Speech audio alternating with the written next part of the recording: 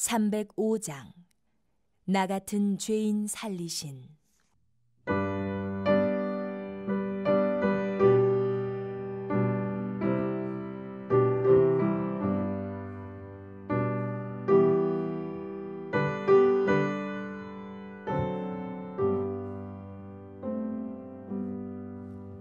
나 같은 죄인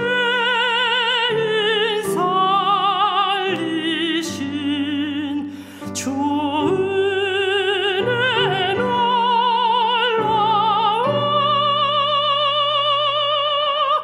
잃었던 생명 찾았고 광명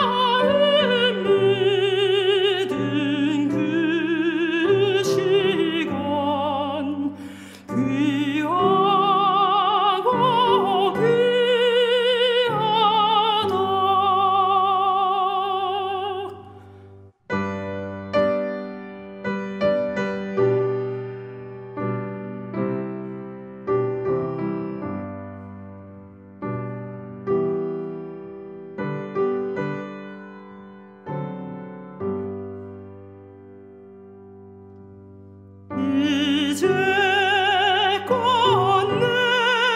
내가 산 것도 주님의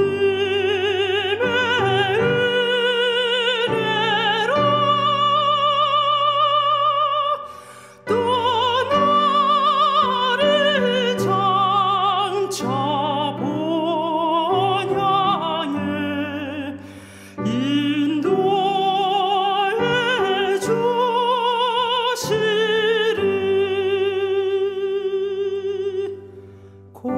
거기서 우리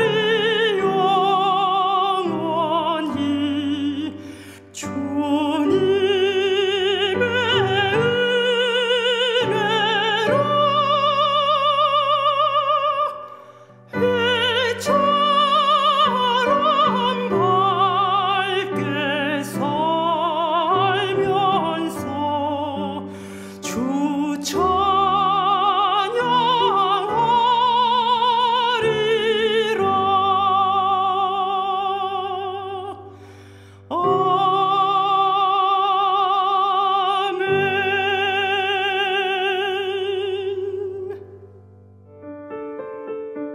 여호와께서 나단을 다윗에게 보내시니 그가 다윗에게 가서 그에게 이르되 한 성읍에 두 사람이 있는데 한 사람은 부하고 한 사람은 가난하니 그 부한 사람은 양과 소가 심히 많으나 가난한 사람은 아무것도 없고 자기가 사서 기르는 작은 암양 새끼 한 마리뿐이라. 그 암양 새끼는 그와 그의 자식과 함께 자라며 그가 먹는 것을 먹으며 그의 잔으로 마시며 그의 품에 누움으로 그에게는 딸처럼 되었거늘 어떤 행인이 그 부자에게 오매 부자가 자기에게 온 행인을 위하여 자기의 양과 소를 아껴 잡지 아니하고 가난한 사람의 양 새끼를 빼앗아다가 자기에게 온 사람을 위하여 잡았나이다. 다윗이 그 사람으로 말미암아 노하여 나단에게 이르되 여호와의 살아계심을 두고 맹세하노니 이 일을 행한 그 사람은 마땅히 죽을 자라. 그가 불쌍히 여기지 아니하고 이런 일을 행하였으니 그 양새끼를 4배나 갚아주어야 하리라. 나단이 다윗에게 이르되 당신이 그 사람이라. 이스라엘의 하나님 여호와께서 이와 같이 이르시기를 내가 너를 이스라엘 왕으로 기름 붓기 위하여 너를 사울의 손에서 구원하고 내 주인의 집을 네게 주고 내 주인의 아내들을 네 품에 두고 이스라엘과 유다 족속을 네게 맡겼느니라. 만일 그것이 부족하였을 것 같으면 내가 네게 이것저것을 더 주었으리라.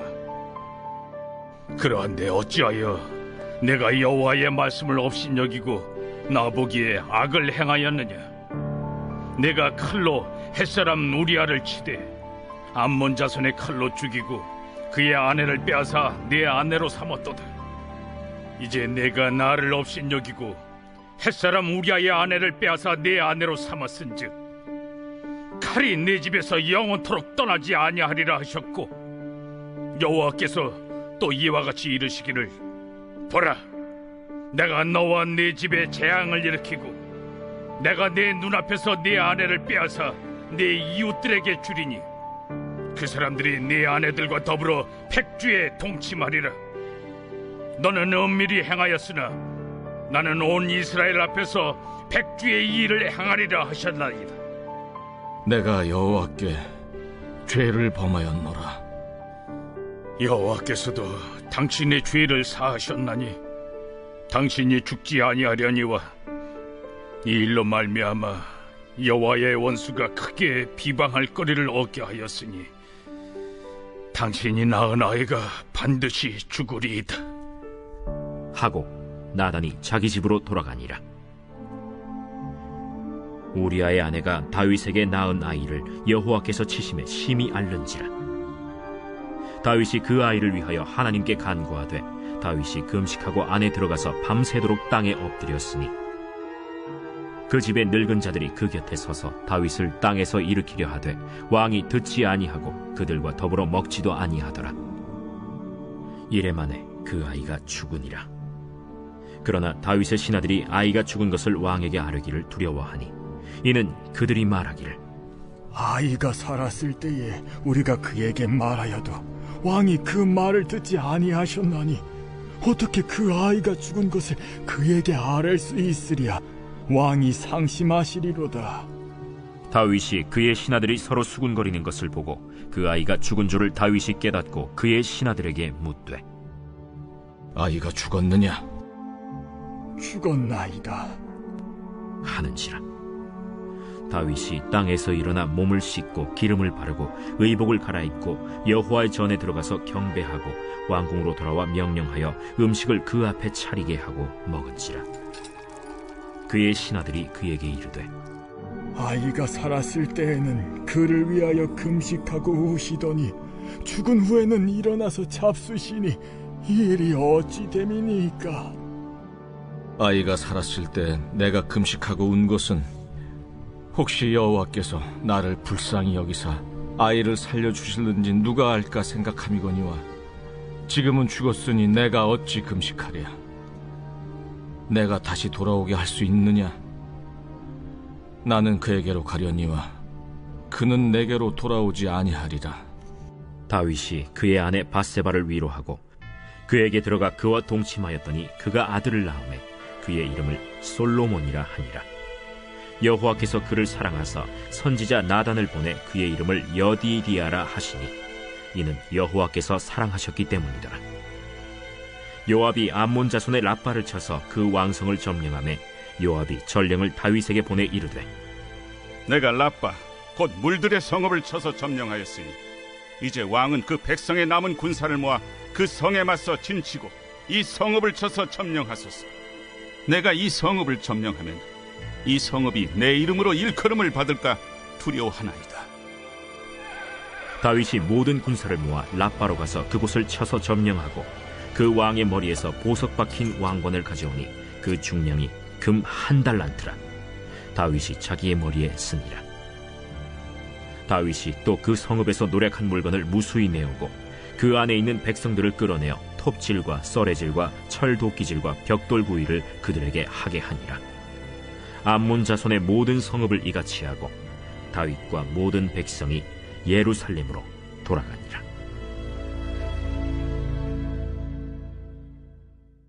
제가 지난 새벽 설교에도 몇 차례 말씀드린 적이 있습니다. 희대의 살인마 화성연쇄살인 사건의 주인공 이춘재는 첫 번째 범죄가 어려웠지 첫 범죄를 저지르고 아무 문제 없이 넘어가자 점점 대범해지고 자신감이 생겼다고 말했습니다. 그리고 두 번째 살인, 세 번째 범죄가 발각되지 않으면 인간은 거기서 멈춰지지 않는다는 것입니다. 점점 더 대범해지고 잔인해지죠. 이것이 인간의 죄성의 문제입니다. 이는 비단 이런 살인마에게만 그런 것이 아니라 모든 우리 인간은 동일하지요. 한 번, 두 번, 그리고 계속하게 되면 죄는 멈춰지기는커녕 더 커질 수밖에 없고 이것이 바로 인간의 본질의 모습이죠. 결국 완전 범죄는 있을 수 없습니다. 언젠가는 반드시 드러나게 되었죠. 그 죄가 드러날 때는 이미 늦습니다. 더 이상 돌이킬 수 없는 경우가 많고요. 남에 의해서 그 죄가 드러나고면 참혹하고 고통스러운 상황을 우리는 결말이 기다리고 있을 뿐이지요. 오늘 사무엘하 12장 어제 우리가 보았던 다윗의 그 놀라운 범죄 행위, 우리아를 죽음으로 몰아넣고 그리고 그의 아내 밧세바를 취해버립니다. 그리고 오늘 1년이라는 시간이 지나가고 있습니다. 처음에 다윗은 절대로 마음이 편치 않았겠죠. 양심의 가책도 느껴졌겠고 그리고 불안과 초조 그리고 이것이 만천하에 드러날까 봐 몇 날 며칠을 잠을 이루지 못했을 것입니다. 그러나 한 달, 두 달, 세 달이 지나가고 아무 일도 없고 또 아무 문제가 생기지 않자 아마 다윗은 조금씩 마음이 진정돼 갔을 것입니다. 그리고 밧세바가 임신을 하고 이제 산딸이 가까워옵니다. 1년이 지납니다. 다윗은 이제 모든 것들을 다 망각하고 그 다음에 망각의 저 깊은 곳에 자기의 모든 죄를 완전히 깊은 곳에 파묻어버리고 그렇게 지냈을 것이겠죠. 완전 범죄구나. 그러나 완전 범죄는 있을 수 없다고 했죠. 하나님은 개입하셨습니다. 더 이상 가만둘 수가 없었지요. 그래서 오늘 본문 1절 나단 선지자를 보냅니다. 하나님께서 그 죄를 이제 들춰내고자 하십니다. 본문 1절 말씀 어떻게 시작합니까? 여호와께서 나단을 다윗에게 보내시니라고 되어 있습니다. 하나님께서 사랑하는 자를 가만둘 수 없었습니다. 하나님께서 택한 자를 가만히 둘 수가 없었습니다. 다윗의 가문을 통해서 그리고 하나님의 구원의 역사가 이루어져야 되는 그 가문, 그 다윗에게 죄로 물들고 죄로 오염된 상태로 둘 수가 없었기에 하나님께서는 개입하셨습니다. 하나님이 택한 백성, 하나님이 사랑하는 자, 오늘도 동일합니다. 하나님께서는 가만두지 않습니다. 우리는 다른 사람을 속일 수 있습니다. 손바닥으로 하늘을 가릴 수가 있습니다. 그러나 하나님을 속일 수는 없습니다. 자, 해결되지 않는 죄의 문제 하나님께서 찾아가시고 하나님께서 붙드시지요.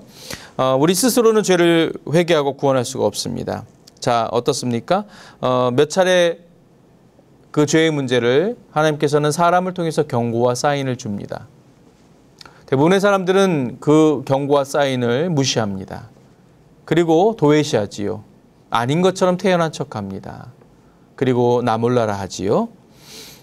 그리고 합리화를 합니다. 그리고 심지어는 어떤 경우 적반하장으로 화를 내기도 하고 펄쩍 뛸 때가 있지요. 다윗도 똑같았습니다. 나단 선지자가 비유로 다윗의 죄를 지적하고자 했었을 때 5절 말씀을 보시면 이렇게 되어 있습니다. 다윗이 그 사람으로 말미암아 노하여 나단에게 이르되, 비유로 말했었던 그 한 부자가 바로 다윗 자신이었음을 다윗은 전혀 인정하고 싶지 않았습니다. 그리고 자기의 죄는 덮어두고 그 비유로 말한 그 부한 자에게 화를 바라고 노를 바라지요. 자, 그렇습니다. 이것이 바로 우리의 모습이지요. 그러나 어떻습니까? 나단 선지자 조목조목하게 하나님께서 그 죄를 드러나게 합니다. 하나님께서 그렇게 하셨지요. 그리고 마침내 죄를 회개할 수 있는 기회를 또 줍니다. 오늘 12절 말씀 이렇게 되어 있습니다. 너는 은밀히 행하였으나 나는 온 이스라엘 앞에서 백주의 이 일을 행하리라 하셨나이다. 그렇습니다. 너는 은밀하게 모든 죄를 저질렀고 또 덮어두었고 또 완전한 범죄라고 생각했으나 그러나 나는 이것을 다 들출 것이다. 그리고 백주에 너에게 이 죄값이 그대로 보응하리라고 하나님께서 말씀하십니다. 결국 다윗은 이제 어떡합니까? 철저하게 회개를 합니다. 1년 동안 숨겨놨던, 잊고 싶었던, 그리고 다시는 생각하고 싶지 않은, 그리고 아무도 모를 것 같은 그 완전한 범죄를 이제 만천하에 드러나게 되었을 때 그는 철저하게 무릎을 꿇고 자복하고 회개를 합니다. 다윗의 위대함은 바로 이것입니다. 본문 13절 말씀 우리 같이 읽겠습니다. 시작. 다윗이 나단에게 이르되 내가 여호와께 죄를 범하였노라 하매 나단이 다윗에게 말하되 여호와께서도 당신의 죄를 사하셨나니 당신이 죽지 아니하려니와 내가 여호와께 죄를 범하였습니다. 아주 짧은 한 문장의 문장이지만 자신의 죄를 철저하게 다윗은 회개합니다. 철저히 자복하고 또 자복하고, 이것이 바로 다윗의 위대함입니다. 내가 여호와께 죄를 범하였노라. 그가 지은, 여러분 어떻습니까? 자신의 죄를 철저하게 회개하고 있는 시편 두 곳을 통해서, 시편 32편과 시편 51편을 통해서 다윗이 얼마나, 오늘 본문에서는 딱 한 줄로 되어 있지만, 한 문장이지만, 그러나 그가 얼마나 통렬하게 자기의 죄를 회개하고 또 회개했는지가 드러납니다. 시편 32편 5절 말씀 제가 읽겠습니다. 내가 이르기를 내 허물을 여호와께 자복하리라. 내 허물을 여호와께 자복하리라 하고 주께 내 죄를 아뢰고 내 죄악을 숨기지 아니하였더니 곧 주께서 내 죄악을 사하셨나이다. 내 허물을 여호와께 자복합니다. 죄를 아뢰고 또 아뢰고. 시편 51편 9절, 10절, 11절 말씀을 통해서도 다윗이 얼마나 통렬한 진정한 회개를 했는지를 알 수 있습니다. 51편 9절, 주의 얼굴을 내 죄에서 돌이키시고 내 모든 죄악을 지워주소서. 하나님이여 내 속에 정한 마음을 창조하시고 내 안에 정직한 영을 새롭게 하소서. 나를 주 앞에서 쫓아내지 마시며 주의 성령을 내게서 거두지 마소서. 그렇습니다. 다윗도 모든 인간이 그렇듯 죄를 수없이 지었죠. 넘어집니다. 또 넘어졌죠. 그리고 모든 인간이 그렇듯이 그 죄를 숨기고 싶어 했습니다. 끝까지 숨길 수 있다고 생각을 했지요. 그러나 하나님께서는 사랑하는 자를 그대로 버려둘 수가 없었죠. 하나님의 구속의 역사를 이루어가시면 어쩔 수 없이 하나님이 가장 싫어하는 죄를 없애야 하셨기에 다윗 가문을 죄로 오염된 상태로 둘 수 없었습니다. 다윗은 자신의 죄를 인정하고 자복합니다. 철저히 회개합니다. 물론 다윗은 자신의 죄에 대한 결과를 책임질 수밖에 없었지요. 보면 10절 말씀 한번 볼까요? 이제 내가 나를 업신 여기고 햇사람 우리아의 아내를 빼앗아 내 아내로 삼은즉 칼이 내 집에서 영원토록 떠나지 아니하리라. 사랑하는 여러분, 죄는 이렇게 무섭습니다. 죄는 반드시 대가가 있습니다. 하나님께서는 반드시 분명히 다윗을 용서해 주셨고 구원해 주셨고 그 죄를 잊지 않는다고 했으나 죄에 대한 대가는 반드시 치루어야 하는 것이지요. 그럼에도 불구하고 하나님은 어떻습니까? 결국 다윗을 온전하게 구원해 주셨고 마침내 그를 사하여 주셨죠. 보면 13절 마지막 절 다시 한번 이렇게 돼 있죠. 나단이 다윗에게 말하되 여호와께서도 당신의 죄를 사하셨나니 당신이 죽지 아니하려니와. 하나님은 철저하게 회개하는 자의 죄를 반드시 용서해 주십니다. 사해 주십니다. 우리는 그 소망이 있습니다. 우리는 오늘도 수없이 또 넘어지고 죄를 지을 수밖에 없습니다. 그리고 나도 그 죄를 잃어버리고 회개하지 않을 때가 있습니다. 그러나 하나님께서는 철저하게 회개하고 하는 자에게 반드시 구원의 역사를 허락해 주심을 기억하시기 바랍니다. 사울은 그렇지 못했습니다. 사울은 철저하게 회개하지 못했습니다. 회개하는 척을 했을 뿐이었습니다. 오늘 요한일서 1장 9절의 말씀을 기억하십니까? 제가 읽겠습니다. 요한일서 1장 9절입니다.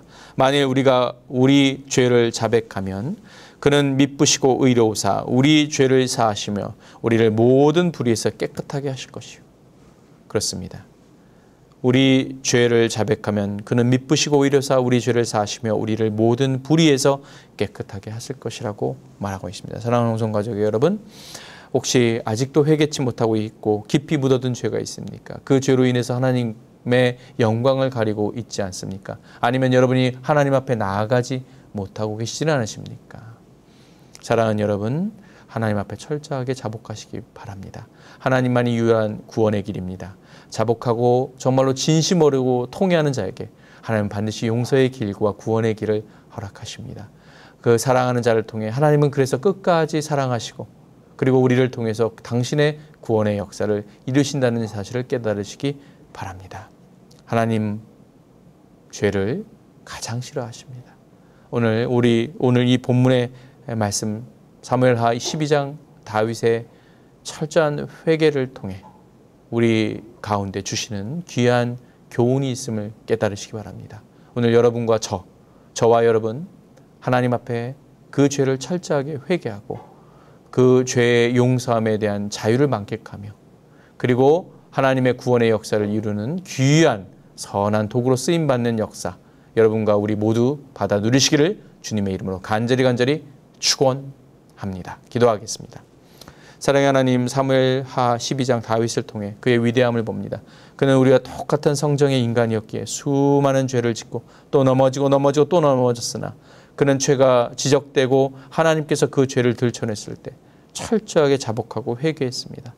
그리고 하나님은 마침내 그 다윗 가문을 통해 당신의 구원의 역사를 이루시기 위해 다윗의 죄를 묵과할 수가 없었음을 기억합니다. 그리고 다윗은 마침내 하나님의 부르심의 자리에 온전히 나가 철저한 회개를 했음을 기억하며 오늘도 우리 가정과 또 나의 인생 가운데 또 죄로 인해서 하나님과의 관계가 멀어져 있다라면 오늘 그 죄 다 자복하고 반드시 용서받고 그리고 어떠한 경우에도 기억하지 않으신다는 하나님의 약속의 말씀을 붙들고 하나님의 할 때 진심 어린 자복과 회개를 통해 하나님의 영광을 올려드리는 모든 우리 홍성의 가족들 되게 하여 주시옵소서. 그리고 또한 한국교회 되게 하여 주시옵소서. 감사하며 이 모든 말씀 예수님의 이름으로 기도하며 이제는 우리 생명의 구주가 되시고 그리고 우리를 반드시 구원하신 하나님의 그 크신 은혜와 변함없이 죄를 가장 싫어하시고 우리가 자복하면 반드시 용서해 주실 뿐만 아니라 우리를 다시 구원을 하시는 하나님의 그 크신 놀라운 사랑과 성령님의 위로 충만 감화 감동하심이 오늘 다윗의 말씀을 붙들고 다윗처럼 죄를 짓고 또 넘어질 수는 있으나 연약하여 그러나 그 죄를 반드시 철저하게 회개하고 자복하여서 하나님의 영광을 올려드리겠다고 결단하시는 모든 홍성 가족들 머리 위에와 한국교회 위에 이제부터 영원까지 함께 있을지어다.